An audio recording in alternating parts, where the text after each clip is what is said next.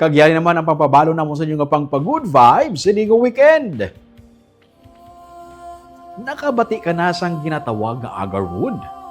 At tawag din isang iban, liquid nga gold kay man tuman kamahal sang oil nga ginaproduce ni. Nag-range sa 40,000 pesos tub 300,000 pesos ang kada kilo sang agarwood. Kag mayara diri sang agarwood plantation diri sa Negros Occidental. Inang atong lagawan was sa tripping ni Ruming.